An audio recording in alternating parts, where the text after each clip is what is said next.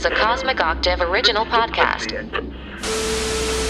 Me and Jake running down the street with a handful of comic books, kicking ass and banging chicks and drinking booze No, not and me. smoking Not weed. me. I'm married. Yeah, well, I'm married. Jake. Can't do that. Yeah. Off panel, off topic with Jake and Tyler. Whoa. Wow.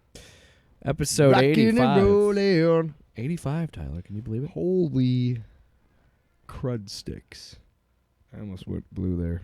You don't want to cuss right away.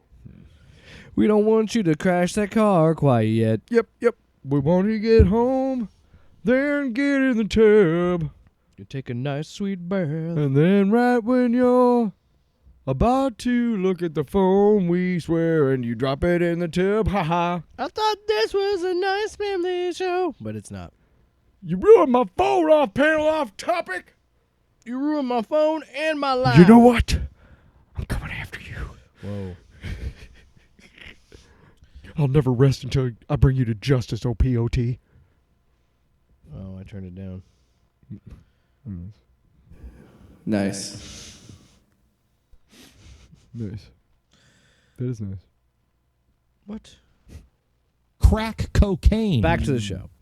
All right, tonight it's going to be an interesting night. You know, because we got a lot to talk about. We actually do. We quite do, a few actually. topics. It's because Last couple weeks were kind of a bit.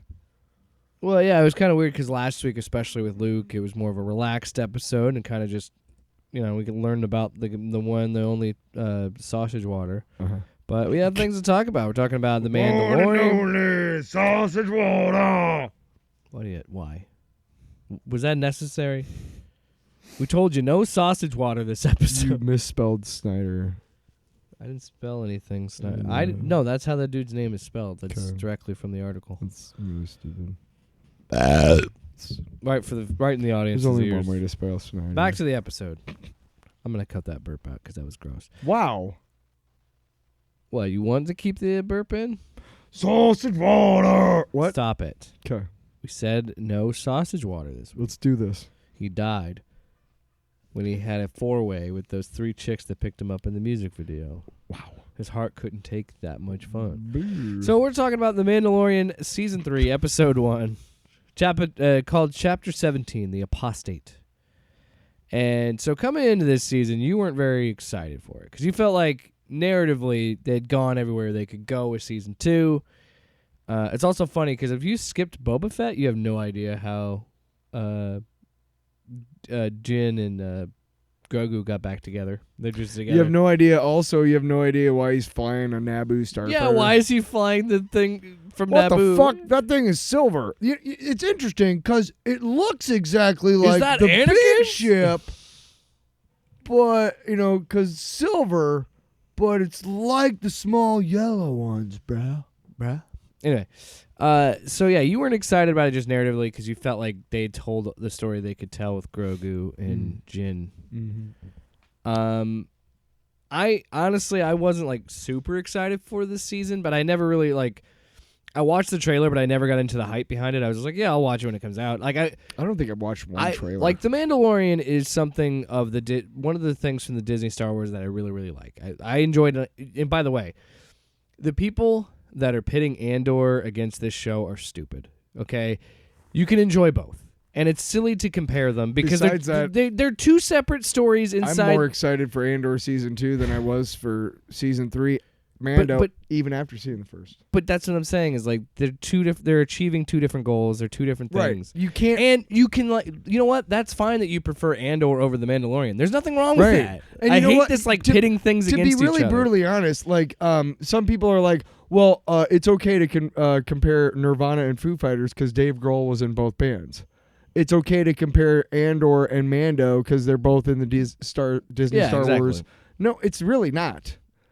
I mean, no, I'm saying No, I know what you're saying. Exactly. It's like you can't. Nirvana is great. By the way, on its own, and so is Foo Fighters. By the way, I enjoyed Andor. I'm the opposite of you. I enjoy the Mandalorian more, and I'll explain that while we talk about this episode. I'm just Oh, now when you told me, when you reminded me what was going to happen and what was about to happen in the story, like that kind of reminded me like, oh, cool, maybe it is kind of getting cool. But then within 5 minutes of the first episode, let's just get into the episode. Yeah. So it's destroyed. It's gone. There's going to be more to that, you know that. Is there? Yes. Is there, Jake? Because why would they keep talking about Mandalore if they don't actually have a plan for it? Anyway. But the reason I like this, and I think I've always, look, again, I liked Andor. I think Andor was great, and it was fun to see a different approach to Star Wars. And also, plus Stellan Skarsgård is just a fucking they found beast. they found an interesting way to make a prequel compelling, because we know what happens. We know what happens to Cassian Andor. We know he dies in Rogue One. Like, we know that's gonna, but it's still compelling. It's still a story. It's like when we talked about, like, with Obi-Wan and everything, and Leia and Obi-Wan. Like, we know there's no stakes because we know they make it to a certain point, right? But you can still make it compelling. I think they did it more effectively in Andor because Andor's a lesser known character. Your beard's looking really than nice today. What? Your beard's looking really nice today. That's weird. Anyway.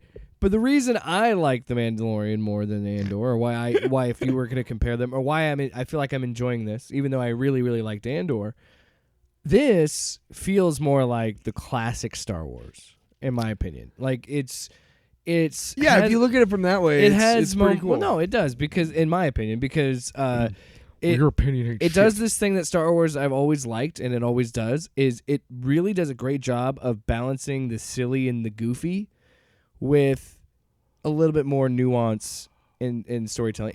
Look, if people are complaining this is too cheesy, I understand. Is that what the criticism is? No, but I'm sure there will be people.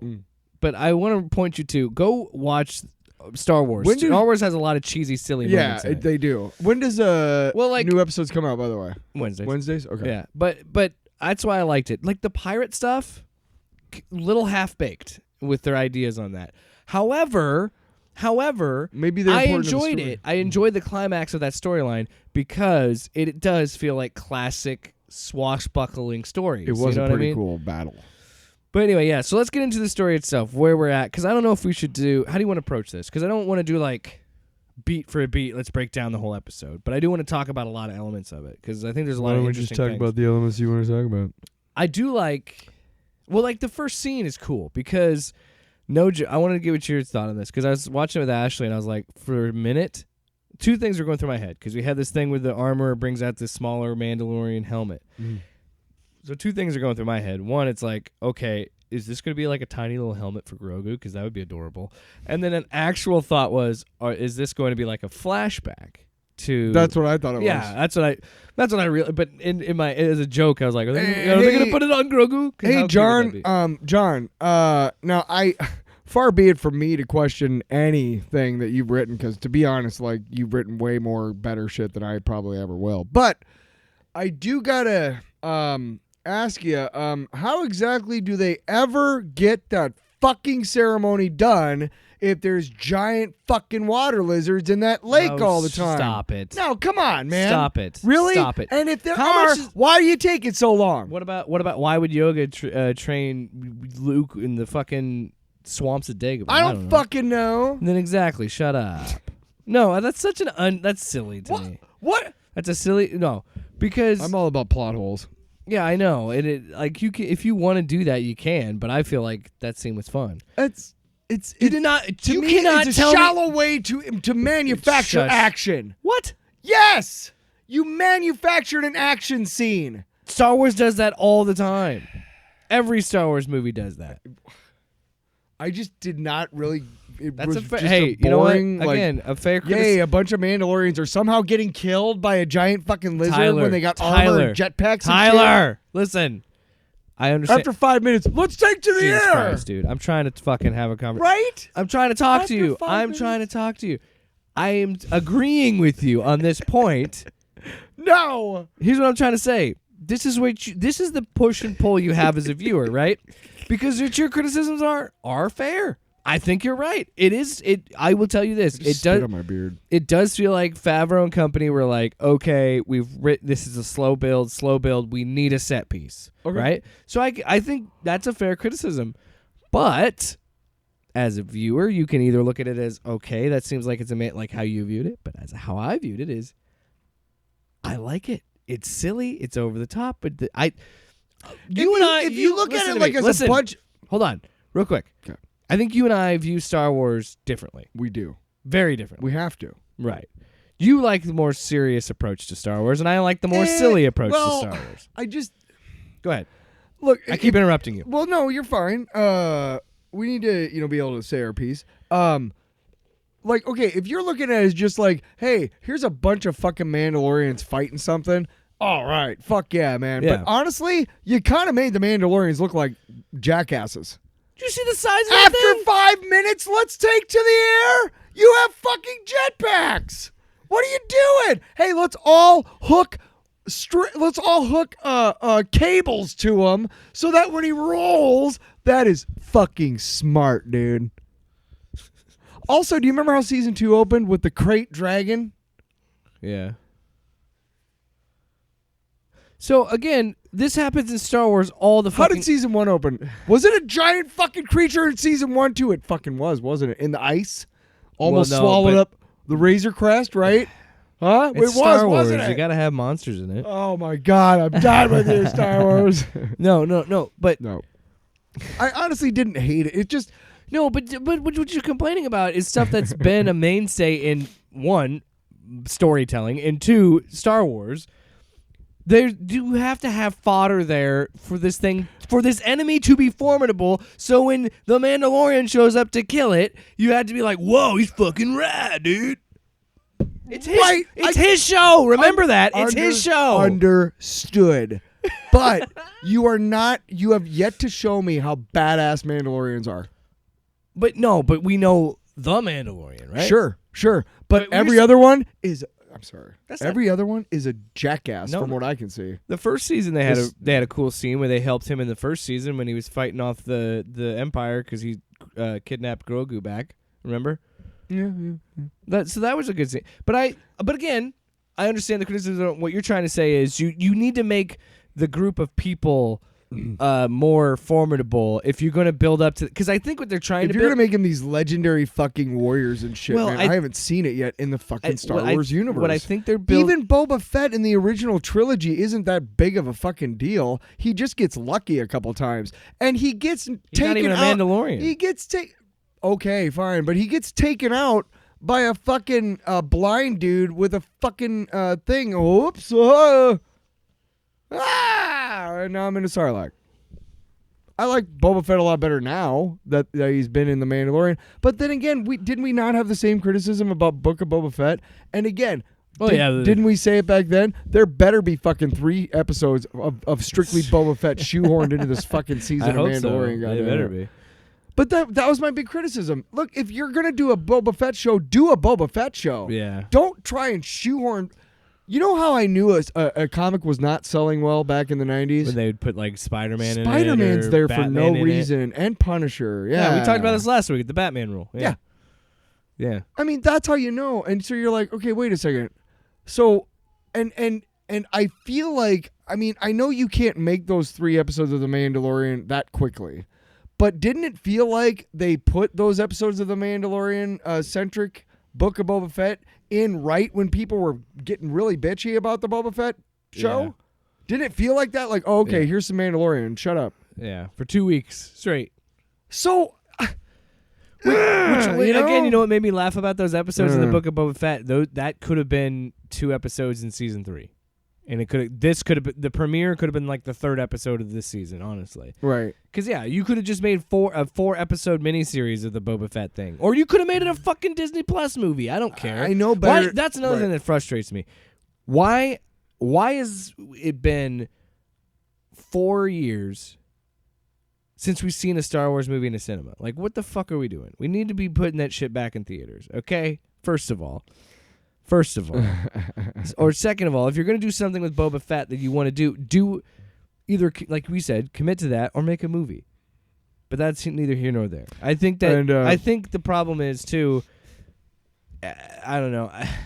Star Wars Legos, you're fucking laying down on the job too. But back to the what I've seen coming out this year. Back to what you were saying about Mandalorians. I do hope that they take steps throughout this season because they're clearly, to me, building to a civil war between Bo-Katan and Din. See, as the episode went on, Din or I Jin? liked it. Din Djarin. Yeah, so it's between those two. I liked the rest of the episode. It's just, to me, like, it was just one of those, like, look, man. Okay, as a storyteller, he's got a fine line to walk because it's season 3 and it's the first episode. So on one hand, he's got to be and like, the show has been 3 years now. he's got to be saying to himself, every storyteller has to be saying to themselves, okay, I want to make sure that the people who've stuck with me this long get rewarded by the story, and that it's a good story for them. But I also want to make sure that people who might be trying to jump on can follow it pretty easily. And that's the tightrope that you walk, I think, as a television like producer and writer and stuff like that. Yeah. So I get, like, you know, that they kind of had to put that set piece in front in case somebody had never seen The Mandalorian and they were starting there, which I fucking highly doubt. Yeah, I don't look, man, I don't necessarily buy into the Stan Lee adage of like everybody has a first issue or something. I don't necessarily think that's true nowadays. Yeah, but the way he did it wasn't like that. No, but what I'm saying, I understand where you're trying to come from too, but they're also trying to do something that gets people excited again, I think, because it's like, wow, we haven't had this show out for 2 years now. And to be fair, there weren't a whole lot of set pieces in Andor. No. If set pieces is your thing, which isn't my thing, but again, that's the thing. Whatever. You and I are viewing Star Wars differently, and that's what's the beauty of fandom is we can have these two things exist. No, I'm gatekeeping.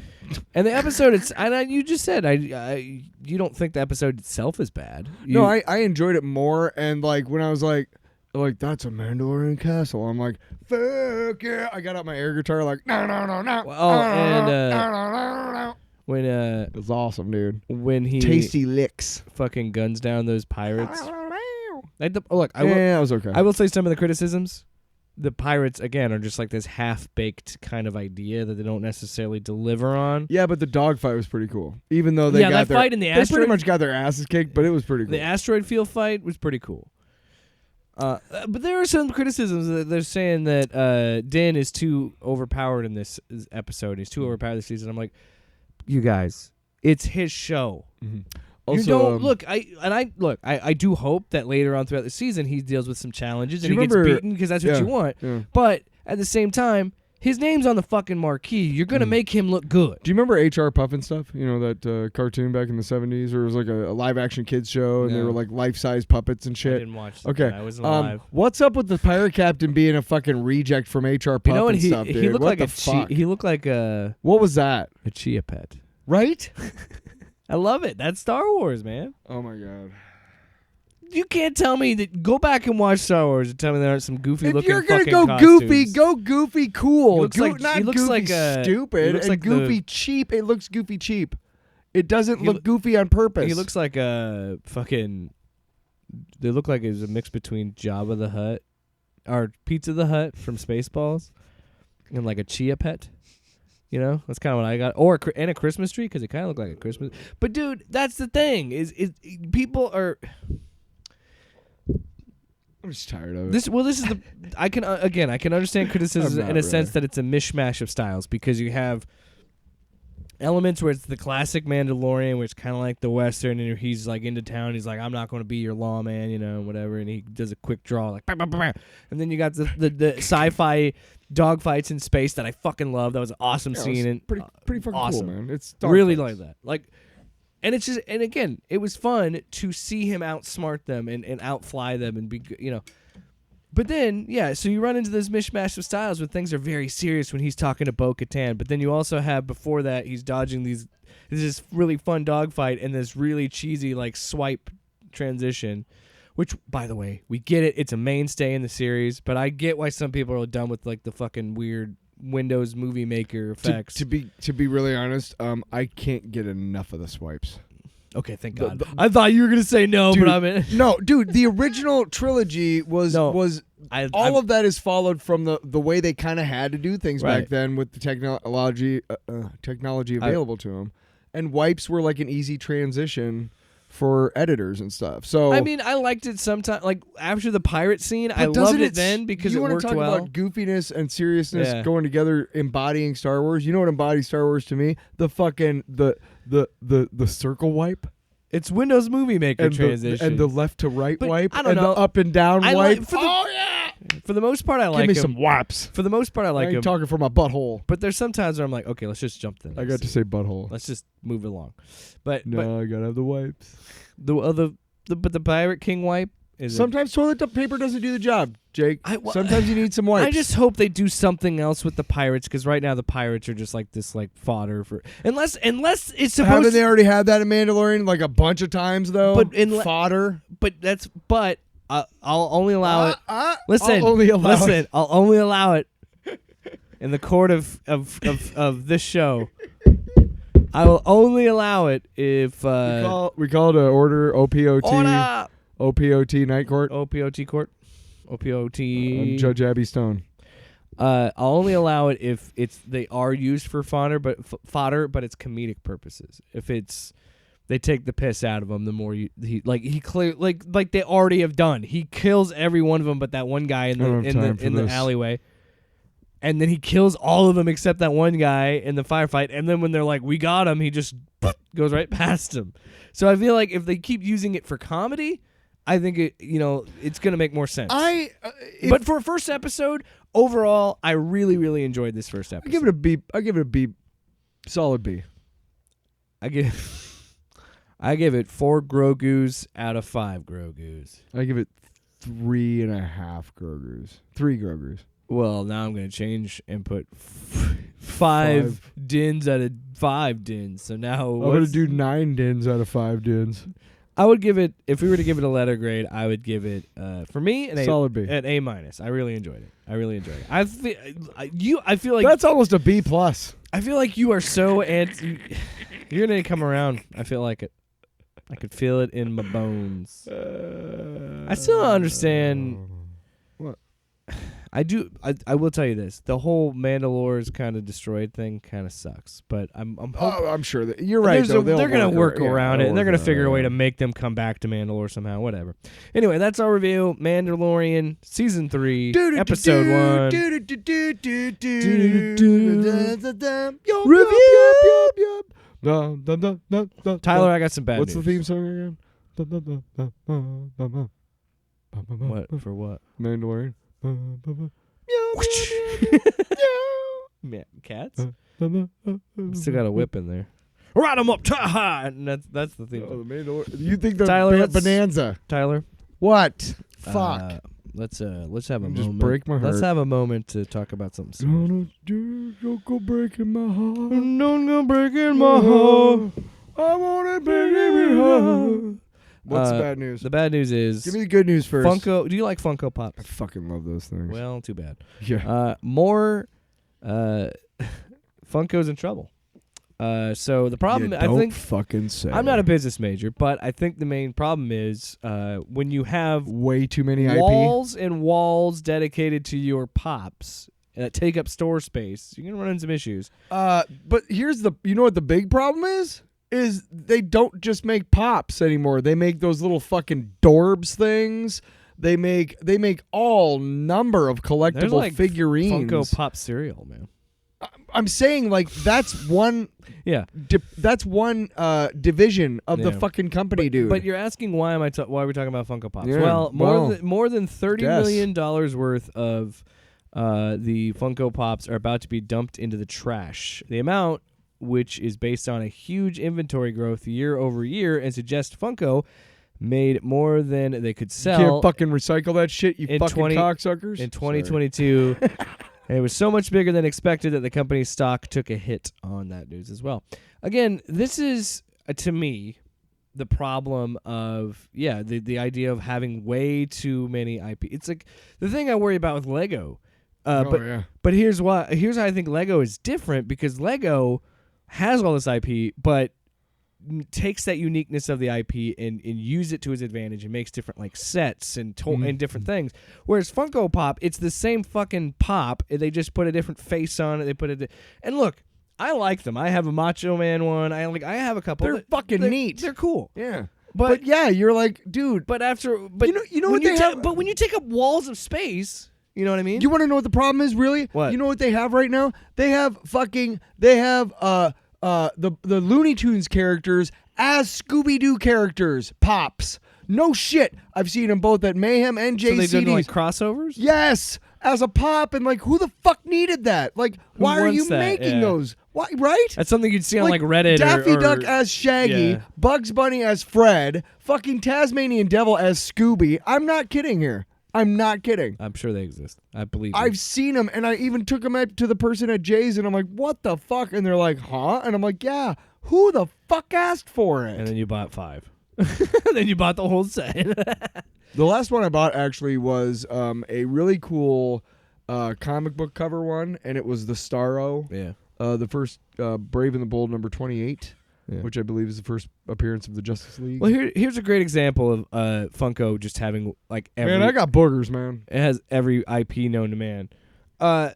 So on my shelf, he fell down, but because I had to reorganize. He fell down. Oh, he did a flying elbow drop because he's Macho Man Randy. Nice. I have a Funko Pop of Macho Man Randy Savage. I see him. Yeah. And then you look on the other part of the basement. I have another Funko Pop, 2 Funko Pop figures. Mm-hmm. That was a gift.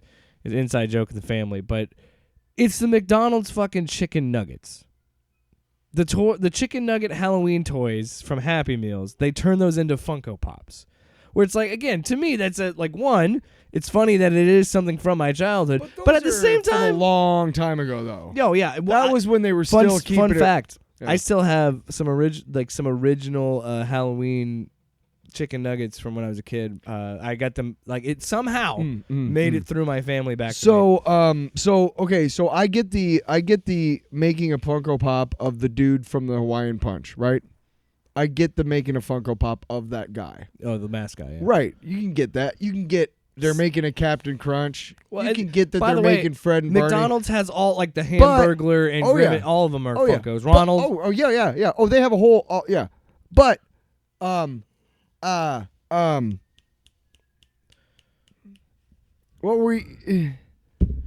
You were on the tip of your tongue. But we were talking about the Hawaiian Punch mask guy. You're saying like that Hawaiian makes Punch sense to mask, be that makes punch a pump for the mascots or whatever, right? But you know what they started having at places that I would see is they would have like actual like just an anthropomorphized box of like a cereal as a pop.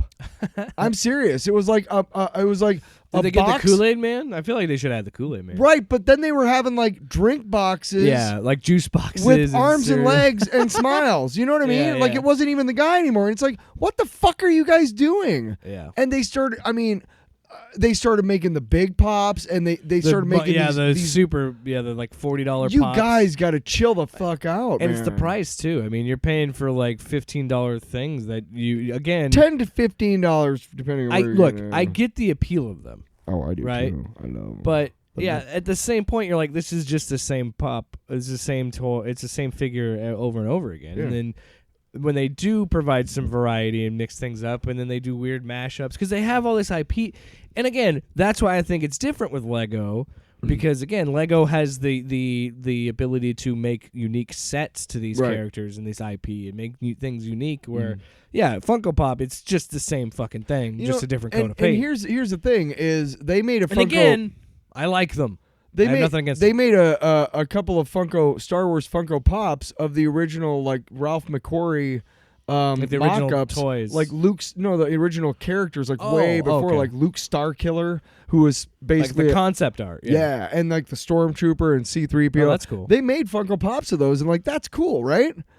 But then they made like 1,700 different Stormtroopers for like each movie, and it's like nobody needs that many Stormtroopers, man. Yeah. But they do there are some funny They're ones. so too. fun though, but yeah, guys, chill the fuck. It is out, weird because I man. watched I remember like during the height of that, like when the Funko was really like booming. Netflix did a documentary about it because it is fascinating, how that idea came to be and just how that really kind of took over the zeitgeist. Because they've been around for a long time. Yeah, like And 80s. You know what's funny? Even though yes, this is bad for them and this isn't good news. And look, to me, and here we go. Figure out a way to recycle that shit. Here we go. The motherfuckers. pop culture podcast is getting political, but no, to me, this is an example of the problem of the system we're in. This is the problem of capitalism. In a world that exists like with this capitalism is why Funko felt the need to get IP after IP after IP after unchecked IP capitalism. to keep doing it, so then they could dedicate whole entire walls to their Well, you figures wanna to know make why? money. 'Cause- And now they're getting fucked because Right. there's too much. Because their stockholders were like, oh, we see these returns. We want more and more and more. They expect it to go up indefinitely. It's just like what But we- it doesn't. That's not how fucking capitalism works, you fucks. It's just like Fuck. well, that's the thing. People with money are stupid. Tyler, there's only so many stores in the country. There's only so many stores in the world. And then you're not going to want to put the infrastructure in building up your own Funko store because the only thing you're going to be selling is Funko. So it's the same thing we say with streaming services. It's not sustainable when you Right. approach it as you Yes. got to keep growing and growing and But growing. say and there's growing. like a really obscure, like, I don't know, something there's a Funko Pop of like a really obscure Star Wars character, right? Mm-hmm. Now, because it's in a wave, they're gonna make like what 10,000 or like 100,000 of them to ship to different stores, right? Yeah. What if nobody buys one of those? What? And are you expecting 100,000 people to buy every single one in that wave?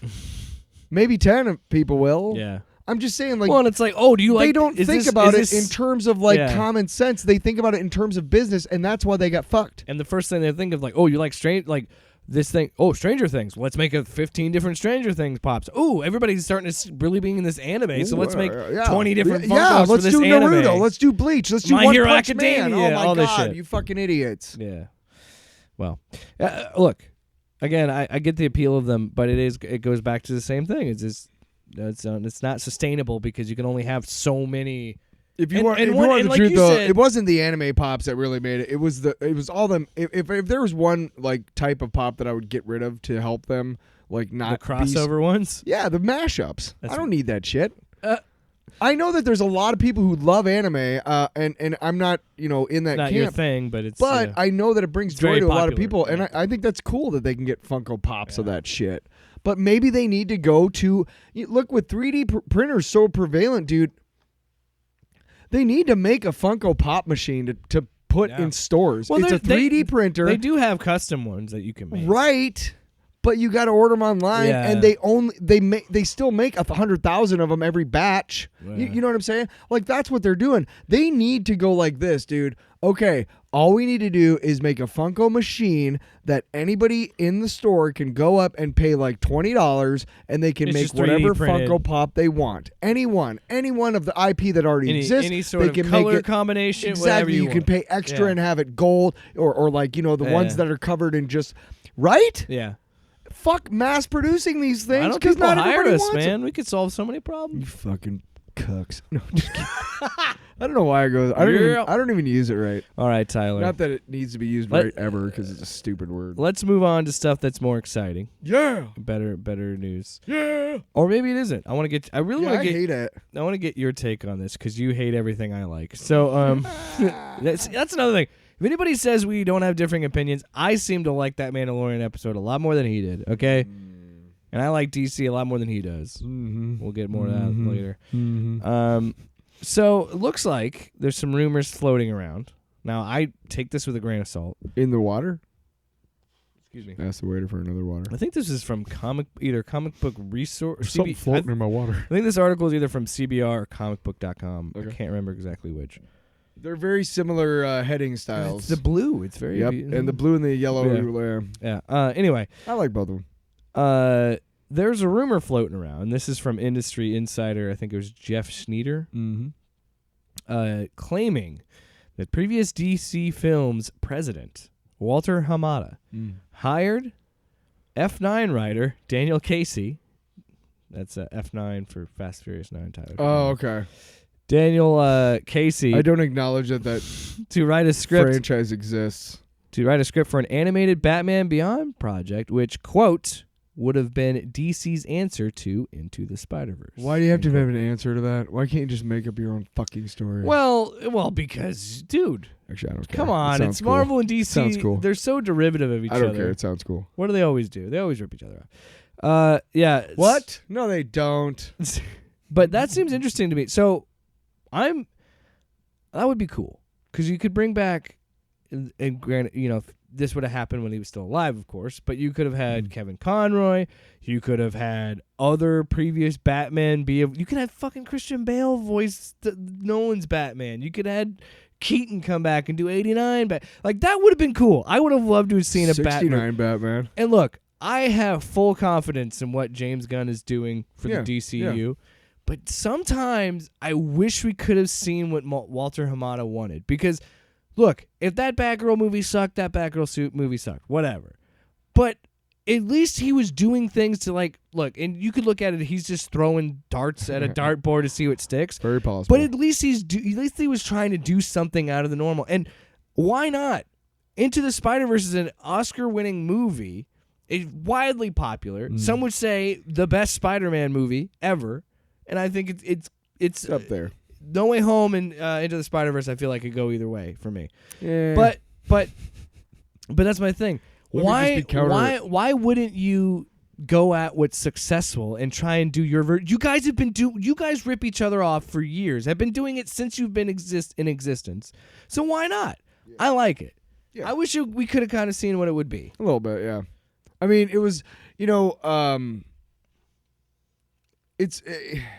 there's times in history that Tom Selleck tried out for Han Solo, Yeah. Like you're kind of like I wonder Will Smith was going to be in Django Unchained. Right, yes, but it just there's a lot of different things that you're like, man, I wonder what that was like, but truly do we really want to know what that was like? Any of those what ifs? Cuz the way they are is pretty great. Yeah, well it's like Superman Lives with Nicolas Cage. Like the story of that getting canceled and not happening is more interesting than probably that shitty movie. It probably Right. It probably would have been. And I'm not saying I don't know though. I'm not man. saying the this costume looked pretty fucking cool, dude. I wanted that movie. I wanted to see that movie. But that's the thing too. At the same time, I would have liked to see what they would have done with a BatVerse. Sure. I mean, it's story. A fun idea. It seems like they're kind of doing that in the Flash movie. So I guess we might see that after all, with Ben Affleck and Michael Keaton being in it, and maybe I really hope there's another rumor floating that it's another Batman, but it's not George Clooney. I really hope that they got George Clooney to voice a Batman for this movie. Holy dude, shit! And he would have done it because he doesn't have to do anything physically. Yeah, I really would have liked. I really hope somebody making the Flashpoint movie was like, so we are going to call Jeffrey Dean Morgan about playing Thomas Wayne's version of Batman, right? Because he was Batman's dad and the Snyder. Why else do you cast Jeffrey Dean Morgan in that spot? You know what I mean? Right? I feel like he might be in it. There might be something. I hope he's in it. Just and don't you think Lauren Cohan has the chops to play like a fucking nuts broad, like a Joker type? Gee. I'm saying, I know what you mean. You cast both of those well-known actors from a well-known, franchise. It's kind of funny that they both came from The Walking Dead. But yeah. So and speaking of, I got a crush on her. While but that's, we're whatever. I mean, who doesn't? Yeah. While we're in the BatVerse, yeah, I want to keep talking about it. So Let's Sneeder do it, man. also BatVerse, man. Sneeder also tweeted about that. Sneeder. Oh yeah.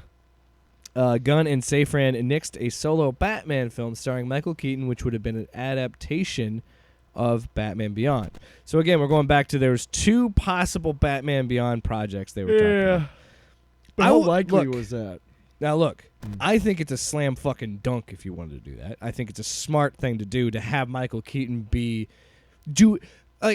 just because you already have the parallels of that 90s series was made to go alongside with the 89 movie. They are not at all tied together. They are their own separate entities. Right. But wouldn't that be cool to do a role that was for Kevin Conroy, where he was the first Batman that a lot of people attached to? Do the same thing with Michael Keaton. That would have been cool. Some of the best ideas in comic books and in entertainment in general start with the phrase, "Wouldn't it be cool?" Yeah, right. If and so many of these studios don't do that. But however, I go back to what you said earlier.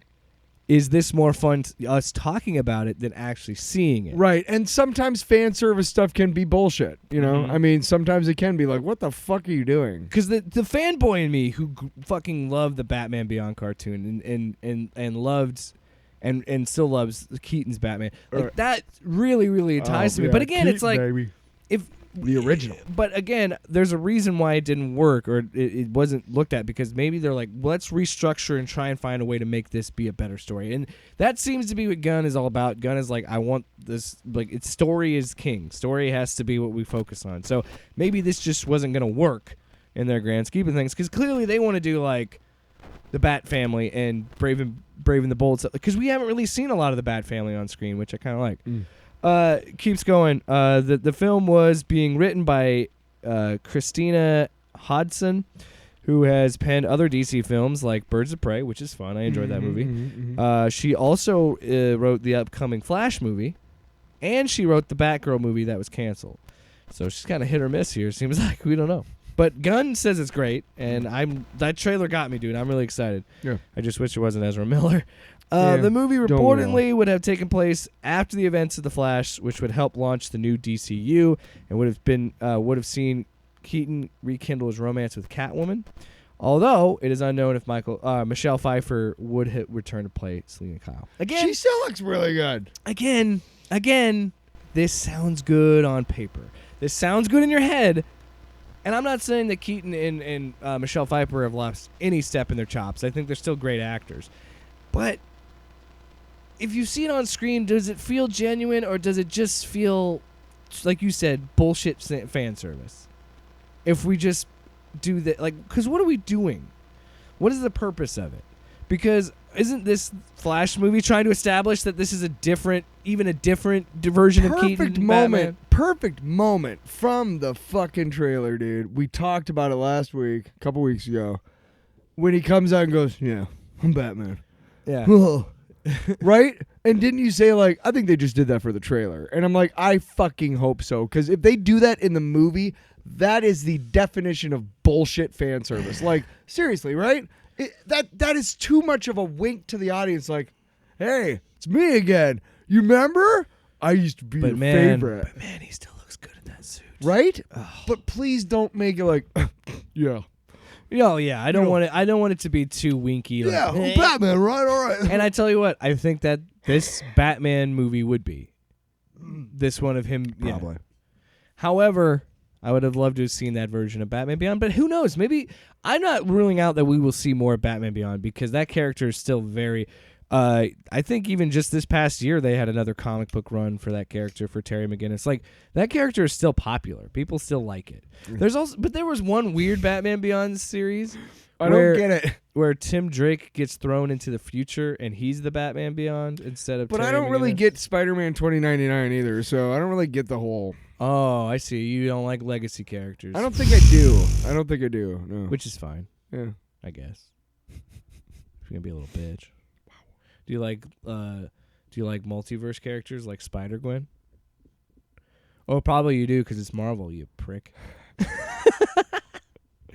Tyler? Yeah. It's a segment that we haven't done in weeks. What it's is making its way back. Oh. Making its way downtown, walking fast, faces passing them homebound. Yeah, that is just going to make me throw up. It's the Grift Report. Oh, God damn it.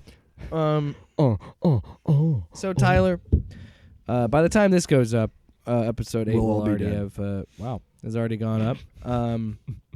So episode 7 of The Last of Us on HBO focused on the DLC from the game, which, if you don't know, is downloadable content, which is like a bonus thing you could play. It came out. It's like a movie? It came out a couple months after the game came out. Oh, okay. And it's pretty much like a movie. I mean, what you saw on the show is pretty much what the DLC is. There's not a ton of like gameplay. It's more of just that's cool. Developing Ellie's backstory and doing stuff like that. So, of course, it comes out, and just like in the game, Ellie kisses Riley. Riley?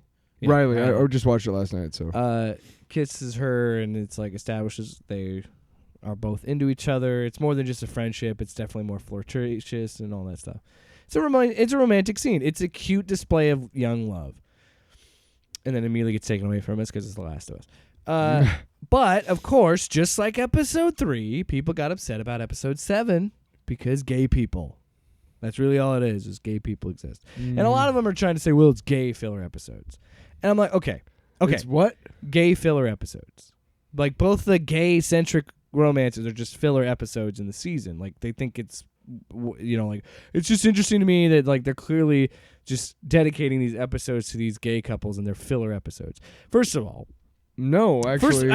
First of all, yeah. it establishes background Yes. for both characters. Yes. For Bill or for the characters. Yeah, Bill and Frank, and it establishes how Ellie got bit. Yes. It also establishes why, again, probably why she hooks up with Marlene, This because is- Riley's a firefly and everything, and they're gonna find them together and be like, why the fuck haven't you turned or whatever. This is why you should not listen to these people's opinions. Yes. Because they don't have opinions, because they have no media literacy. Because if they did, they would understand what the fuck themes are. The themes of this show, the themes of the game, have always been caring for someone else in the worst possible times, when it should be you focus on yourself and you focus on survival. But you put yourself aside for another person. That's always been the theme. That's what Bill and Frank's story was about, and this is what Ellie's story is about. But you can even go a different direction and say this theme is continuing the character arc that she's on because Joel is sick. So we're having the flashback to show why she is so adamant to save him, because everybody she loves dies. You dumb fuck. Simple. They're not filler. Yeah. They add to the narrative. Yes. And I rest my case, Your Honor. Okay, well, now it's my turn. I told you I was going to go off because I was thinking Go about ahead. this Yeah, morning. I was like, I need to get my rant in, and then you'll get your rant in, and then we'll do the clips. So, I'm reaching out to you, who the folks who follow these pieces of shit and who think it's okay that these like don't say gay bills here in Iowa. The leadership in Iowa right now is fucking Trying to horrible, ban gay marriage. and there's going to be a lot of teen mental health crises over the next 5 or 6 years because you passed this fucking bill and you're marginalizing an already marginalized group, Making them out kids. And dude, you know what this episode told me, man? What? So imagine you're a 13-year-old kid. I want every adult listening to do this. Imagine you're a 13-year-old kid, and I'll talk about me because I'm a guy. It'll make it easier for the story. But I'm 13 years old, and I'm kind of already coming into my own in junior high, and I'm dealing with all that pressure, like growing up, and everybody's getting into cliques, and there's girls and stuff, and hair's Getting popping up. boners all the time. Yeah, right. And not only that, but even worse, dude. Like something's wrong with me because I want to kiss my guy friend, like my best friend, like. I want to kiss him, Like there's something wrong. That's wrong, right? Yeah, all the other guys dude, are my talking mom about and dad, girls. And but like my mom and dad, like, I mean, that's what I'm saying. Like if you watch this episode, like how terrified Ellie is, but excited. Like when she first kisses Riley, because you can tell she's that there's taking a leap of faith. well, you can tell that there's something there. Like she's not just more just than friends. Yeah, absolutely. There's something there from both of them. They've both felt it. she like, turns the music on. That They've she's held listening hands to. before. They dance. It's Yeah. at the It's very tail end of the romantic, episode, yeah. right? It's at the tail end of the episode, and throughout the episode, you see moments of romanticism, of touching things, holding hands, things like that. She got quarters for the game for her. She's like, I ripped this up. I wanted to make this special because it's your birthday. Or is it her birthday in the story, or is it just she was just, I don't know. She was just trying to give her the best night of her The life. point is or they're best friends, but it's clear that they've never tried that, and now they're seeing each other in a romantic light. It's kind of beautiful, man. It's a cute, like I said, it's a cute portrayal But dude, of the young love. Imagine that Portrayal. that you think there's something wrong with you, and then you meet somebody just like you. Yeah. Oh my God! Wait, and you like me too? How much washing all of that bullshit away for you that must be? Yeah. You've been hiding behind a wall your entire life. You haven't even told your parents, man. You don't even know if that's right, that you should be feeling that way. And then you realize that everything about it is right, and you are right, and there's nothing wrong with you. You're just a human being like the rest of us, trying to figure it out. And that is what pisses me off about these adults on YouTube. They are fucking pieces of shit, and they're hurting children and young kids because they can't figure out that all of us are just human beings trying to figure it out. And shame on fucking all these fuckers that we're about to talk about, dude. Shame on you for being just assholes about not knowing what it's like. I'm glad that you never have had a point in your life when you were like, felt like you were on your own or you never belonged. I'm glad. But there are a lot of people out there who have felt like that. And you're making it worse for them. And shame on you. That's my rant. Well, it's only one person today, but it's. But fuck her. She's got 6 clips, but they're all short. Okay. Shorter. Oh. Oh. You know, off topic. You know the Paul Giamatti Verizon commercial where he's Einstein? Yeah, we need to get that drop where he's like, oh, brilliant. Oh, the Guinness commercials? Brilliant. No, yeah, whatever. But that's what I was thinking of. You know what I mean? Oh. Those poorly animated Guinness commercials. Yeah. Brilliant. Which probably shouldn't have been marketed me on ESPN when I was watching as a kid. But anyway, you'll get to drinking eventually, kid. Yeah, Just you get 'em, you better sip your dad's so anyway, Melanie Mack had something to say this past week on and we wish the she episode. hadn't. Nah, I wish she hadn't. The problem I have with Melanie Mack, Not that I want her to be silent, be defeated. she's an interesting one because she is the classic Christian where she uses her religion to back up her Christ. bigotry. Literally. And it is, let's not mistake it, it's bigotry. Because this develops, and by the way, I just got to say this. Nobody talks more about trans people than conservatives that hate trans people. Yeah. Trans people don't even talk about trans people as much as these people talk about trans people. No. And somehow this episode is a launching pad for her to go on a transphobic diatribe.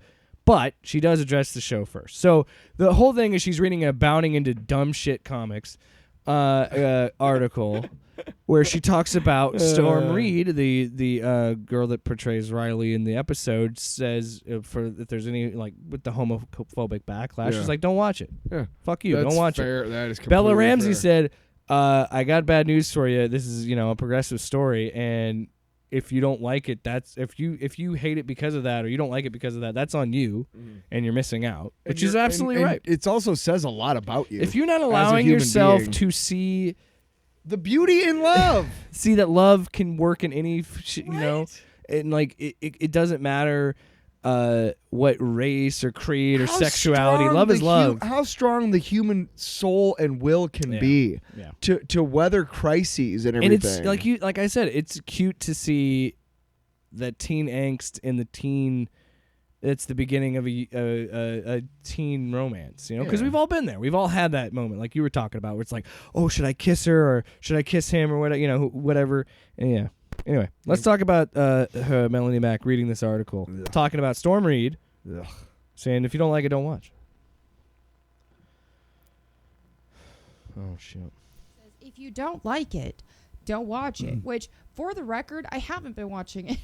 I watched So the it's great first that you have an episode, opinion and on I thought it. it was so overrated and not nearly as amazing as people were letting it on to be. That I don't know, I just didn't have any interest. Wasn't for any of the gay stuff, but mind you, the gay episodes appear to be filler episodes. So it's a little funny that this is that in the first season there's going to be 9 episodes total, and at least 2 of those are filler already.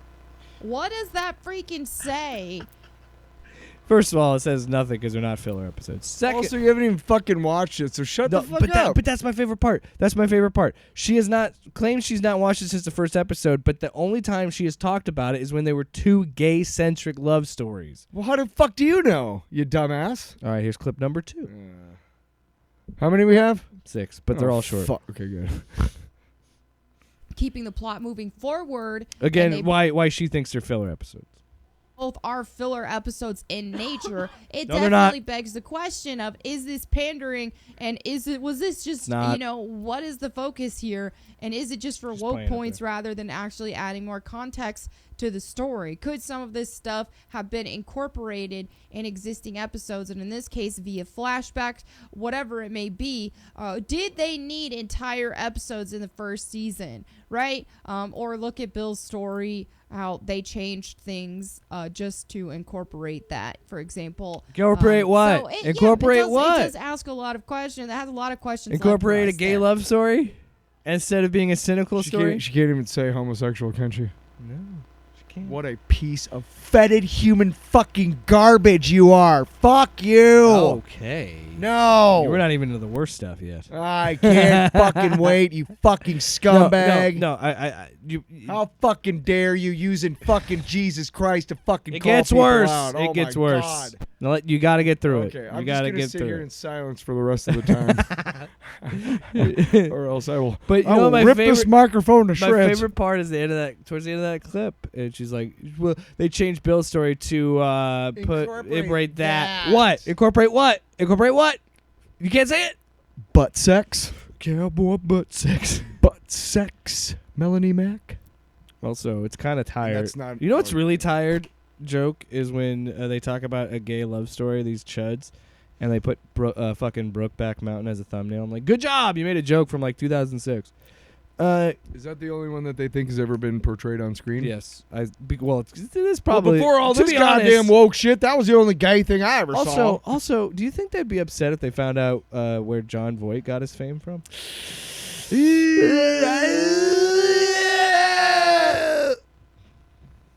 What the fuck was that? It was great. Great content.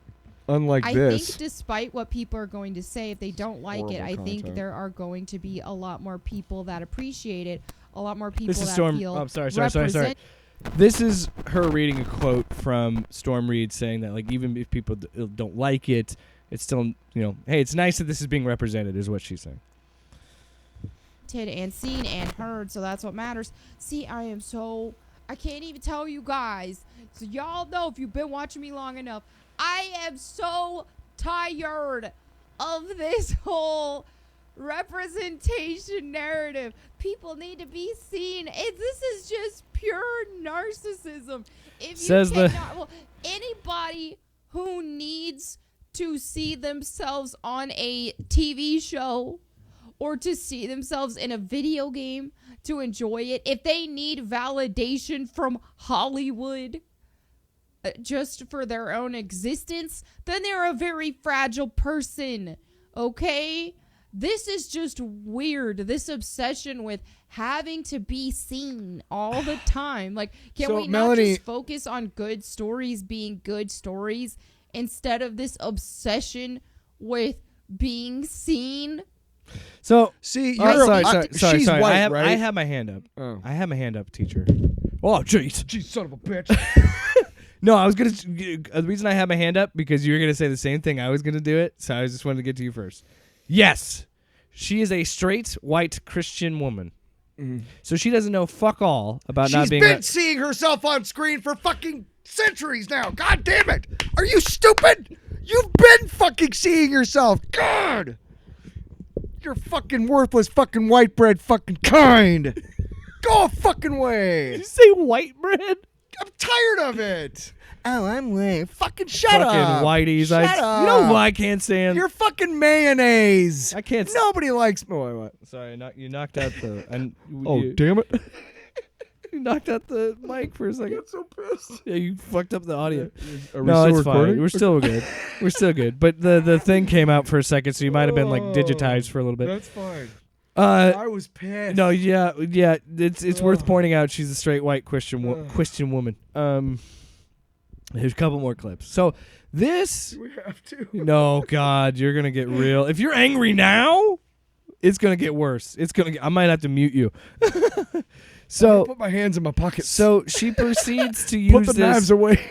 This, by the way, is a 27-minute video. So she is like using this as like a platform to just go off on her transphobia. And I will tell you this. Fuck you, Melanie. So Mac. whoever Eric July pays, or whoever is Eric July's biggest dick rider on Twitter, BatVerse goalposts. Right. It accused me of like they actually took a clip when we did the thing about the BatVerse cards, right, and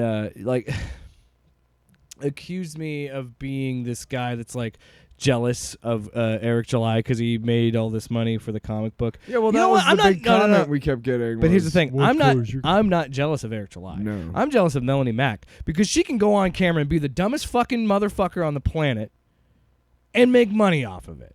I'm jealous because I have to have integrity and actually be honest with you guys and tell you what I feel. Much more but difficult she can come than on just here, going on and spouting diarrhea from the latest and fucking she can, bullshit you saw on Fox. So she can put in You her fucking her idiot. Midwest Christian fucking bigotry Fuck off. and all of this. Jesus Christ was never a bigot, you fucking piece of shit, okay? Hey. Sorry. But you're right. Okay. Look at how hands in my pockets. you're. What is it like? Think about food, for example. Oh, and time eating out. She's using food and eating and dieting as an example against trans people. Wow. stuff, eating like cake and pizza and foods that are bad for you, that are bad for your body, especially those addicting foods, potato chips. If you just had no inhibition, right? If you didn't fight against your own cravings, you would want to keep eating this stuff. Most people would. We want to keep eating this stuff until we're on my 600-pound life and Dr. Now is throwing shade at us and roasting us and people are laughing. You know? No, I don't. So you can't say, oh, but it's natural for me. It's natural for me to want to eat a whole large pizza and a whole box of Cinnabons and drink a suck a giant big cock. thing Is that of what she's soda. trying to say? It's She natural can't for say me to suck wanna a do big that. My cock, body can naturally she? wants to do She that. can't Well, say can't. take body a wants to big do cock things that in the isn't right. butthole, can she? She can't talk about scissoring, can she? Well, let me tell you for you, Melanie Mac, sucking a big old cock. Might be fun for some, but not me. Yeah, but she can't even say it. No, but fuck off, man. Just so fucking, the idea. I'll bet you she always has sex with the lights off. Well, yeah, she doesn't even swear. Always. She doesn't swear Always. at all. She reads her Bible. She spends all this time keeping her body tight. I want to be clear. Doesn't let her I want to be boyfriend see clear. it. I don't have a problem if you practice Christianity. No, and me you neither. believe there's a God. And No, you, me neither. And we go to church and everything. As long as you don't use that for your bigotry, Yeah, 'cause- you're fine with me. Because Christianity is not about bigotry, you fucking bigot. Exactly. You're a bigot who likes God. but Not Christian. But to compare gluttony Oh, right? to wanting You- to be the person you want to be. Thanks for is- making that 14-year-old think that they're already thinking that they're weird, and then they listen to your fucking bigoted ass, and then they're like, well, I'm definitely weird. Melanie Mac says I'm a fucking fat turd.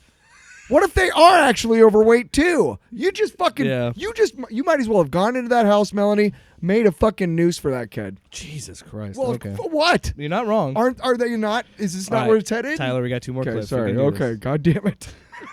I'm so mad. All right.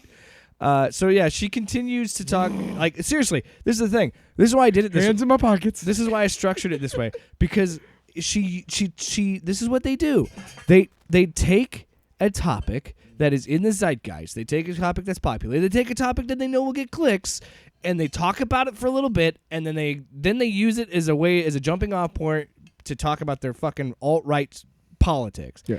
And this is a great example. What does transgender shit or trans people have to do with anything with this fucking episode? None. Nothing. None. Nothing. Here's clip number 5. You know what's funny is I forgot the order of the Oh, clips. before so I'm you, starting to play them, that's and fine. then I can but give you before you backstory. play the order, hang Hold on. on. All right, so She's quoting some fucking Okay, crazy but lunatic. I have to say this.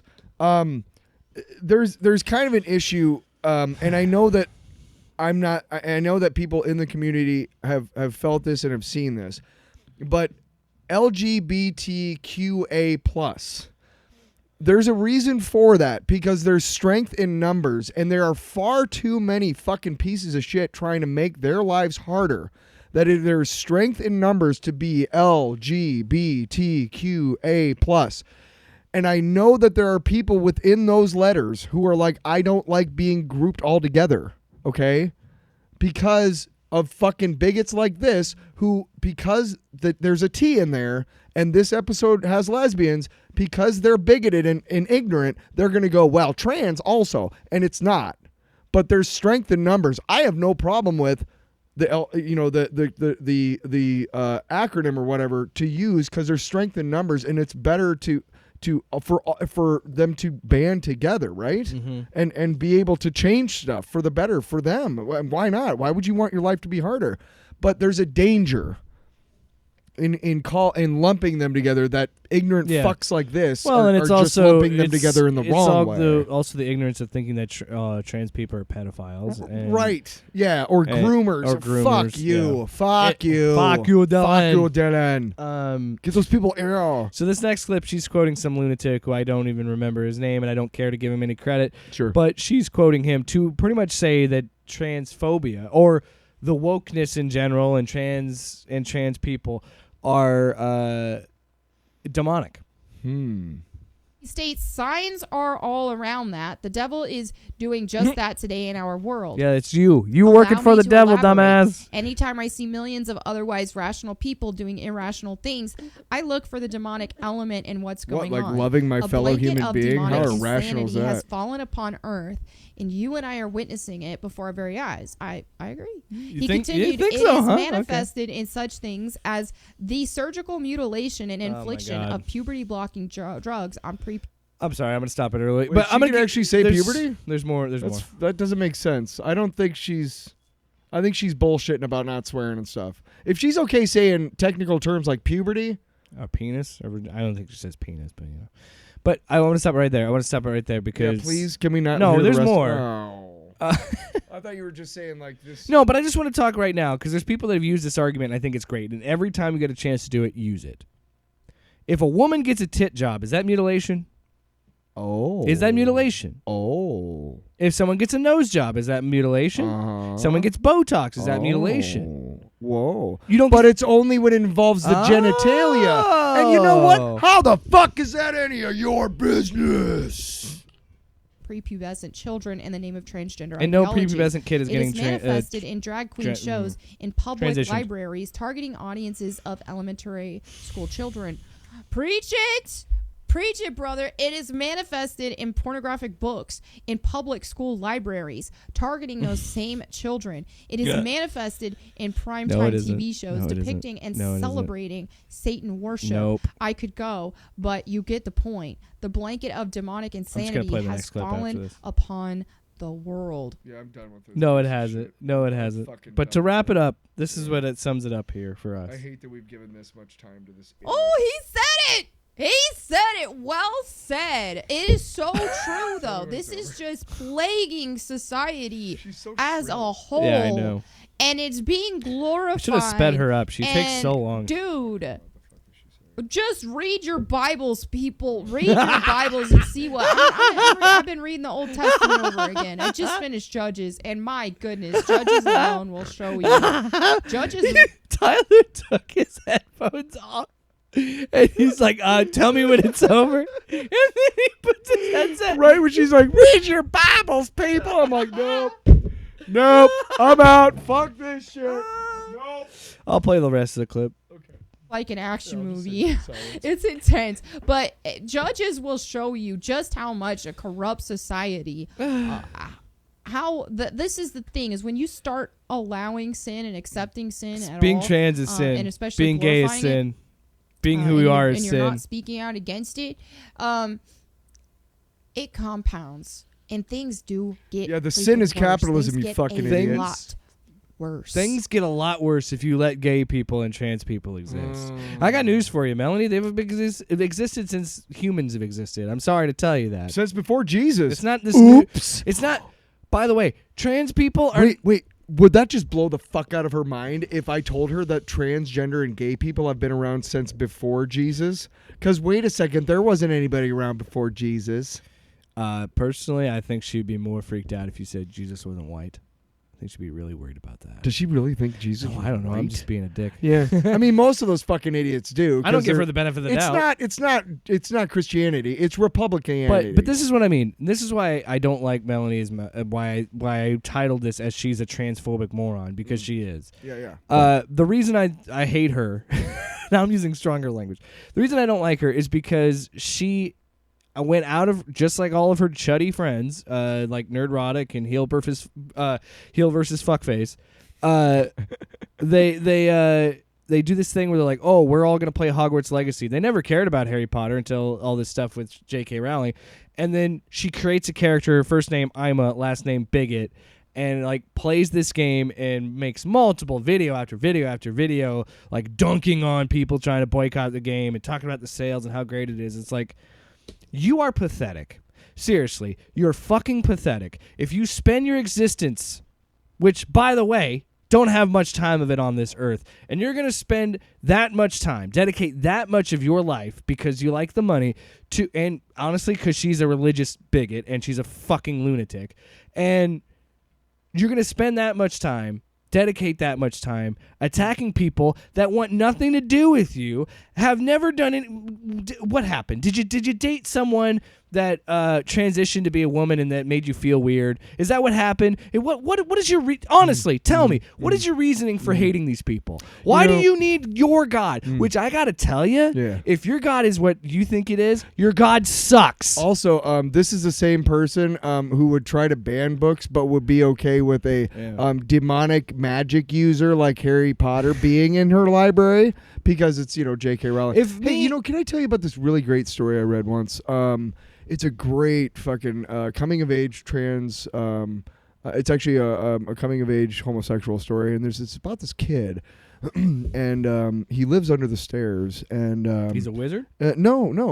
It has nothing to do with it. It's actually about homosexuality. I thought you were talking about and he's Harry a kid, Potter. and he's about 9-10 years old or whatever, and he lives under the stairs, lives with this horrible family and stuff, and they really treat him like shit because they know that he's acted out who he really is, which is a gay kid, And they've really treated him like shit and put him under the stairs and stuff, and they just treat him like shit, just like shit. And one day he gets this visitor, and it's a visitor, and this kid realizes that he's not the only gay kid or person in the world anymore. In fact, there's a whole world hidden behind the real world of gay people. And I'm sorry, that was Harry Potter. You're right. How the fuck do you feel now, transphobes? The whole Harry Potter story is about the gay experience and the transphobic experience. Imagine thinking that you're the only one of your kind, you're under the stairs and your people treat you really bad. Well, I gotta say, talk about a fucking dunk. Can I drop the mic? Can I do this? Can I do this real quick? It'll make a weird noise. Nobody likes it. It does. I will say, but I did just fucking dunk, did I not? Hassan Minhaj made a great point about when he was filling in for the Daily Show. He said that he thinks that the problem with J.K. Rowling is she's so rich she has to create problems to make her life interesting. And so he's like, I guarantee you she didn't give a fuck about trans people a few years ago, but she started picking fights because she was bored. Also, just like Dilbert, like fucking idiot. Right, but well, he was always crazy. Well, but right. To wrap it up. Okay, I will, but real quick. Let's from what I understand, she has said herself that her reasoning for having an issue with transphobic people is biblical. J.K. Rowling was because of an assault at the hands of a trans, right? Is that right? I don't know if that really happened, but that's what she says. Right, but that's what she says, right? That's the same thing as like being robbed by like which, by the way, that's the same thing as like having a bad relationship with a woman and me swearing off women forever. I also want to be clear. I want to be clear. I'm not saying that it didn't happen. I'm just saying that's what the story is. Yeah. No, that's not the important thing. The important thing is that she's saying this. Okay, that's fine, but why do you think because of that one person who assaulted you who happened to be transgender? Doesn't matter if it happened or not. Why do you think that every transgender person is like that? Yeah, it's a monolith. That's really stupid. Yeah. That is like saying that you saw somebody of a certain like religion or ethnicity or whatever stealing or something, and then you assumed or something like that. It's bullshit, and it's backwards. It's Middle Ages thinking. It's like, you're a witch. We're in the 21st fucking century, but anyway, people. Just to wrap things up, because I didn't want to talk about J.K. Rowling. I've talked enough about her. No, I'm just saying. Excuse me. No, I it's know. a stupid. Yeah. But what I was just trying to wrap up with the Melanie Mac thing is just like, that this is the reason I latched onto this and wanted to do this episode, because I've been wanting to talk about her for a while, because she is the perfect example of why people are stepping away from the church. This is why people are stepping away from religion, because she is trying to justify bigotry is what it is. She says in the video, and she says this in other videos too, it's like, I don't hate trans people, I don't hate gay people, but this is a... If you ever say but after I don't hate blank, but it's never good. unless you're talking about a movie. Also, she can't talk about greasing up your boyfriend's butthole and just going to town. I mean, just talk about it, Melanie. Why do you have to beat around the bush? Talk about just. She's also on a carnivore diet, so it's all meat diet. Maybe the meats get. I just think the more you talk about too it, much the protein. more comfortable you are with it. You don't have to feel like so ashamed about saying bad words and stuff. Like, it's just sex. It's just sex. It just happens between two people of the same sex. Yeah, but so why is she talking about Melanie sexuality Mac, when she has a problem saying words like penis and butthole? Melanie Mac fucking sucks. Yeah. She's a. Again, I am jealous. I am jealous that I could be as talentless as her. And I like to money. think that if we had the money that she did, that we would be good human beings and say, like, you know what? No, we're not going to do this so that we can get paid. But I'm also a human being. Yeah. Anyway, let's move on. Let's do it. Maybe. Not too loud. I forget how loud it is. I always turn the limiter up. I jack the limiter on that shit.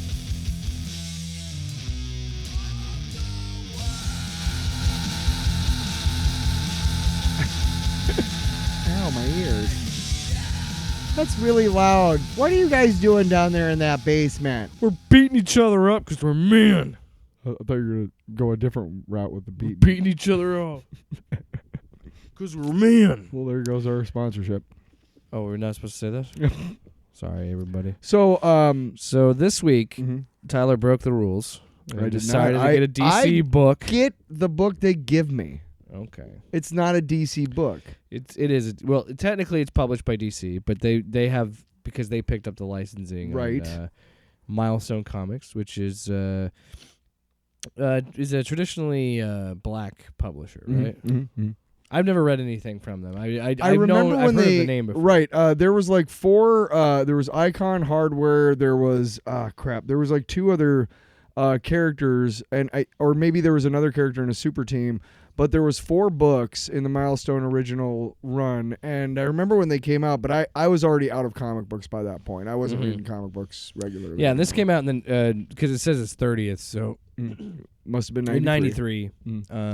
But the idea at the time was that there was no, there weren't anybody telling black stories in comics, and that's, I mean, yeah, it's true. I mean, there's a lot more. I don't know if there's more independence now than there was. I'm sure like the 90s and the secondary market explosion and collapse probably contributed to that, to more independence being out. But I think there's a lot more. What fuckfaces don't understand about representation is that, again, if you're white, you haven't had to worry about representation because everything you see is you. Yeah, which is what we just talked about, yeah. And the point of like a book like this and an imprint like this, like Milestone, was exactly, they fucking said it. They said, hey, you know what I don't like? I don't like how I grew up and there weren't any black kids in the comics that I read. None of the heroes were black. That's what they said. Why wouldn't you just listen to what they said? Also, so that's why, it is important for a little girl to walk into a store. You're a little black girl. You walk into a store and you see a wall of white Barbies. Or you see a wall and half of it is like half is or like a portion is white and a portion is like Latina and a portion is like black and a portion is Asian. Don't you feel like, oh, cool? Yeah. Aren't you going to feel a lot better about yourself? Not that toys should be how you feel about yourself. So the book that we're talking about this week is from the Milestone. The event imprint. is Worlds Collide, is what it says. Yes, it's Icon versus Hardware. Yes, so this is a #1 big showdown between classic characters, Icon and Hardware. The backstories behind these are pretty cool. Just in general, like before I even get into the issue, you open it up. There's a recap of Icon and Rocket Season 1. There's a recap of Hardware Season 1, kind of setting the stage for the book itself, because it's supposed to be like a big crossover between all these comics. Right. And I don't know when the last time they published anything with them. So yeah, I don't know so if they left this is written by Reginald Hudlin, whatever. Leon Chills, Dennis Cowan is art. I'm assuming Dennis Cowan. I'm trying to fucking.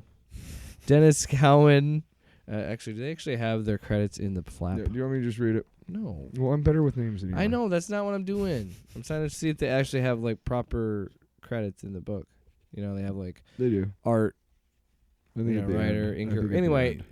point is written by Reginald Hudlin and Leon Chills is the art. I had some thoughts on this, and I'll tell you don't who touch the book. It's my book. Dennis Cohen and You don't Yasmin Flores I Montañez. don't need to They do the do full the credits. art. No, but they do the art. It's written by Reginald Hudlin and. Where does it say and it? Find Leon- the credits page. I will if you. I let don't me believe it. fucking piece of shit. What? What's my name? Oh, it's in the back? Oh, thanks. Written by Reginald Hudlin and Leon me read it. Chills. Pencils by Dennis Cohen and Yasmin Flores Montañez. Inks by John Floyd and John Stanisi and Yasmin Flores Montañez. Colors by Christopher Sotomayor. And letters by And World Design. I'll be honest, it says Icon on hardware, but Icon versus hardware. It's more about Rocket and hardware than it is Icon. Because Icon's only in it for a very brief portion of the book. But Yeah. overall, I thought it was an interesting book, interesting read. Mm. But I think you and I kind of differ. Because there's a decision made in the second act of this issue that is interesting. So at some point, hardware is trying to find Icon. Right. And because he needs to get his tech, because there's this big bang of like this gas that explodes and hurts a bunch of people, kills a bunch of people, and hardware is now wanted man. So everybody's chasing him. So he's trying to stop it from happening, and by doing so, he thinks that he can get a hold of Icon's tech, because Icon is a superhero, as an alien like Superman, but told through the lens of the 19th century and the Civil War, which I think is fucking cool. Yeah. Like that whole storyline is pretty sick. I like that a lot. So yeah, he's trying to get his tech because he's like, I think I can fix everything if I get his tech. So that's kind of his goal. And in the doing that, so he tries to find his tech, but he finds something else. It's a bigger box. Opens it up. Turns out it's a time machine. Yeah. And it was created by Benedict is it Benneker? I'll find it. The dude who he said was a free man, who also had a free mind, blah blah blah. But essentially he found his journals to use the time machine. So now hardware's whole motivation is, okay, I don't need Icon or Augustus's tech. I can just use this time machine. Benjamin Banneker, yes. Yeah. And I'll read the little Banneker was a free man. I don't just mean he wasn't enslaved. I mean his mind was totally free, which enabled him to be brilliant in so many fields. He was an astronomer, a clockmaker, a philosopher, and a surveyor who helped lay out what would become the District of Columbia. Yeah. And this is also important. If they credited him with building clocks, writing almanacs, debating liberty with Thomas Jefferson, and helping design the nation's capital, how much more did he do that they won't give him credit for? Also, I find it interesting that they like right there were just like clockmaker. Aha! See, he can do a time machine. Yeah. So yeah, hardware learns how to create this time, how to use this time machine. So now we have time travel, and I think the story was. It's weird because I think the time travel element makes the story more interesting, but at the same time makes it more convoluted. Yes. I really wasn't on board that much with this. Like, this story was fine, but it wasn't like hooking me. You know but what? once he finds the time machine, then I'm kind of turning the corner on Up it. until that point, you know what was the most compelling part of the story to me? The character bios. Oh, This whole stuff, the character roommate that Rocket kills being, herself being because at she's the bullied? No, the character her being at the school, like I those didn't were. care for that at all. I didn't like it that much, to be honest. Look, what? Why are you throwing a fit? You and I just have differing opinions. Why did you like it? Tell me why you like because it, it's and I'll tell the you most realistic part of the book. Because it isn't time travel and Kind of. this alien that's been alive for hundreds of years. I guess it more represents like the world that we live in and everything than because there's certain parts of this universe in this world that are different from ours. I think I think the rocket stuff works well enough. I think it's good, but I don't know. To be honest, I was the most invested in hardware. I was more interested in his story than anybody else's, and again, I think that's just because I spent more time with him. But it is interesting that it is paralleling Rocket's story in a way. You know what I mean? Because his Rocket storyline is, first of all, she's dealing with Mean Girls, and but my problem is, man, that takes a hard right turn or hard left turn, however you want to look at it. Well, but when they introduced that one girl's roommate killed herself, I'm like, good lord, dude, what are we doing? And then it is a little right away, like right in your face, but it makes sense and it works out later on throughout the story, and it's like Rocket showing this girl Beth to stand up for herself, and it's Rocket showing a heroic side outside of being a superhero. That's what I liked about it. And I agree, I do like it, but I like it the least because I like the hardware stuff more. Yeah, I didn't really get into that. I like his character more. I just when he shows up to himself, which again is like against all time travel rules that we know, which we don't know. Well, he anything. even talks about how he's fucking up the time stream. Right, He's but like, I don't really care. he says, okay, so you are me. So the butterfly effect, obviously I don't care about temporal effects on the time stream. So what do I do now? Like that's... I think it's funny because I think the guy just does it. Okay, and then the white guy, Christ on a Alva. cracker. Look at that armor. Yeah, and I do think it's funny that he gets shot and killed by his own. Yeah, the ricochets. But kills then, him. but then the interesting thing is, okay, so they do that, and then the event called the Big Bang. It's a protest where a gas is released. Yeah. Still happens. So at the very end, the last page, Hardware is now in charge of the company that was to be blamed for that Big Bang thing. And Icon is showing up outside the window Now he's going, hunting hey, him. we need to talk. Yeah, now he's And it's like, well, through time and space. right, but so that compels me to read the next thing to see what's going on. You know Which, what I mean? by the way, though, I gotta say The cover art is awesome. the cover art's awesome. And Did you notice it's all clocks? Yeah, I noticed after I read it, I was like, oh, it's a giant clock. They're It took fighting it took me a while to figure out that was like. Roman numerals for the Yes, clock. I thought it was just like pieces of a window. But see, like you and Window I, frame. before I read it, you were like, I don't know how I feel. You're like, I don't know if I. Really... I didn't want to give you any sort of. and you right. were just vaguely talking. You're like, I don't really know.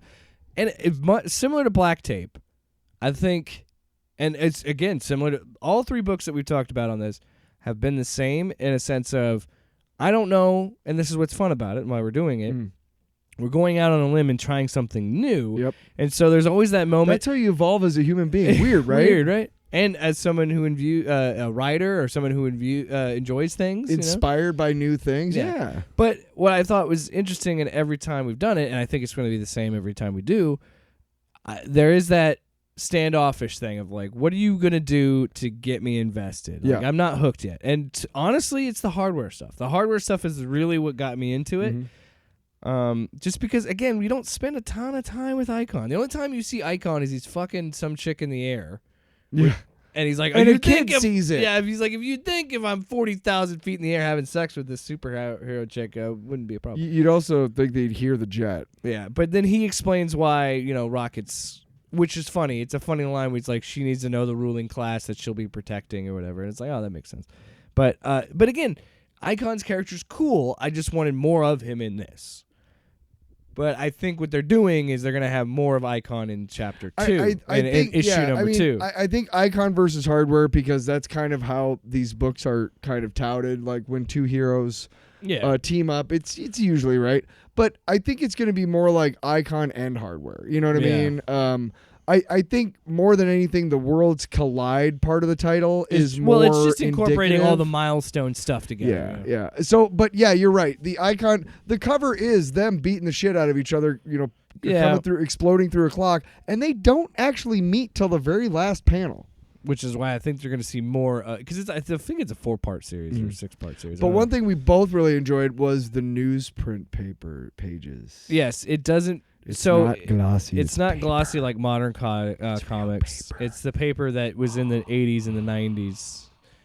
It's paper. In the early 2000s. It's paper. It's awesome. I really like that. I think the art's great. I really enjoy the art. I think it's a solid book. I would if you're asking would I read a number 2, I think I would. Mostly because I'm trying I agree with you in a sense that it did get needlessly convoluted with time travel at the end of the story of the first issue. It does, but it doesn't. Like, it's not that hard to follow. But like you were saying, was it's bold that they're just throwing out time travel conventions because because I think part of me liked that. You know why I like it? Because Yeah. it's someone who I'm looking at it as the writer being like, I know there's time travel rules, but I'm not playing quote unquote. Because what do we really know about I'm that? not right? playing by those rules in my Yeah. story, or Yeah. maybe he is. You don't know. That's why I really enjoy. Of the three, I think this one might be up there. I really enjoyed this one. I think. I would I'm interested. I would like to see a number 2. And it's, to me, someone who's new to this, who's never read the Milestone stuff. I do think it is a good introduction. I think they do a great job in the first 2 pages. You get a full breakdown of they the really motivations of these characters, and then you kind of have that it's kind of a backstory. recap of probably their first comic run. Well, it's maybe season 1 on both of them, so I Yeah. imagine it was just like I don't know how many issues, but I have no yeah. idea. But it clearly gives the backstory up to that point. Which is what every comic does, is has that page. You know, we made jokes about, or we talked about, you know, the Stan Lee, it's everybody's first comic, and how that's a little bit different Right. with like TV and stuff. Right. But yeah, you could still do that nowadays, and a lot of comics still do. Like when you open up the Punisher, like you were talking about Jason Aaron's Punisher, there's this huge thing of like, who's Frank Castle, and then it's like, okay, now here's this What's going version on of in- Frank Castle. Well, it's- you know what I mean? It's this writer's like storyline. Marvel does it in the front, and I think DC does it more in the back. I don't know if they do it at all, actually, but they Marvel pretty much every book, they have the first page of the book is like the credits, and then at the top there's a blurb that's always the same, like the Avengers. They combine to fight the forces that no singular Earth could, Fantastic Four, Mr. Fantastic thing, they have the same stuff up at the top, and then they have another thing that's like, this is what's going on now that you're about to read. So you're not like, what the fuck? How did you feel about Hardware's first decision to test the time travel to go back to find out why his dad left? I thought that was a little weird. As somebody who has a strained relationship with my father, I think it's interesting, and I mean, who knows if, my dad didn't leave.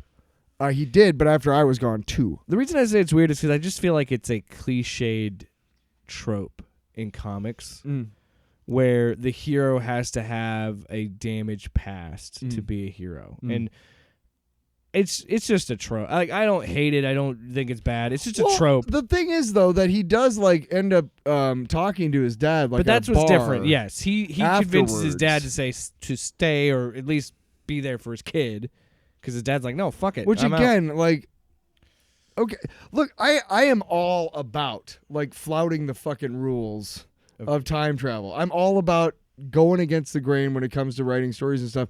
But how are you going to, like, how can you not say, unless you're talking about a different? I'm sure a it will brand new later on time in the stream story. has been created at that point, because There's got to be in the next couple issues. like, aren't you different automatically when you tell your dad to stay? Well, that his automatically changes your world and your timeline. that was his plan. His plan was to go back and talk to his dad and try and reestablish a relationship with his dad. Okay. So Alva wouldn't have a hold over him. Because he's like, if I do this, maybe Alva doesn't have as big an impact on me, and maybe I missed that develop part more of of a that. backbone Okay. to this. That was his justification Yeah, I for it. missed that part. But yeah, I mean, it's a good book, and I don't know if I would go for number 2. I do want to find out why like everything got so switched around, and I want to find out if Why he's Rocket ends up why kicking he's the in shit out charge. of that Bethany. Or maybe What the that fuck is that maybe the chick's- bully is a superpower too. We don't know. Oh, also, dude, Hardware's design is sick. I like his costume. What do you think of Hardware's look? I think it's And- interesting. Well, what do you think of both of them, Icon and Hardware? Huh? Icon and Hardware. What do you think? I think the symbol on Icon's chest is probably the world he's from or something. I don't know. I don't know. I dig it. I dig both of The them. only thing I don't like about Icon is that when I first saw the cover, it looked like John Stewart Green Lantern a little bit. Yeah, kind Like of. very first impression. Obviously, I knew right away. If you look closely in the it's- clock, it's different basically- faces from Hardware. Yeah, it's basically like yeah. Anyway, it looks good. I would give it a shot at number 2. Tyler, maybe not so much, but that's why we're different. I want to find out like why everything went so crazy. Yeah. It was good. It was a good find, Tyler. And you know what? To be really honest, again, I like it when writers break the rules. So big thank you to Mayhem Comics in Clive for supplying us. I think with we can this. make it that our long box a week. I don't really have anything. Yeah, I don't either. But Yeah. no, I figured we could just end on this. But yeah, thanks once again to Mayhem for supporting the show every week. Always. And you know what? I always buy my comics there. Check them out on Google, Mayhem Comics in Des Moines. I think they might be in Clive, actually. That's what I said, bruh. But there is also a location in Ames. I didn't know that. I drove up there to get one of the issues of the Dark Knight. What was that? What was that thing that was like in the future, Batman? The Last Night on Earth? Yes, I had to go up to Ames because they had one copy of number 1, and I had number 2, but I didn't want to read it till I had number 1. Oh, yeah. Oh, that's such That makes a cool sense. story. Otherwise, you're Such a reading out cool of story. out of context. Well, you want those type of stories. You want to read from the beginning. You don't want to be like, Hey, I'm jumping into the second Oh, part of this jumping. 3-part I'm series. going to jump into episode 6 of Well, Legion Tyler- and be completely. Gird your loins. Oh wow. My loins are. Ouch.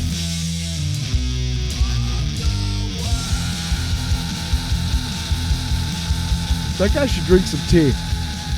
His voice sounds terrible. Makes you want to just like shit glass. Yeah.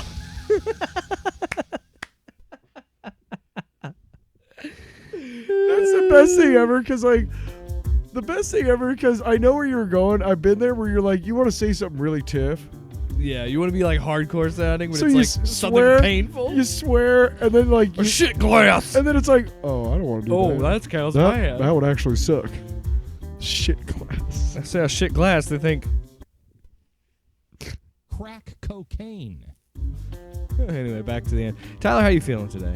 Feel pretty good. We yelled at some bigots. We read a fun book. Yeah, I just We I just watched a fun Star Wars show. I wish these adults would understand how much their rhetoric harms Yeah. young kids that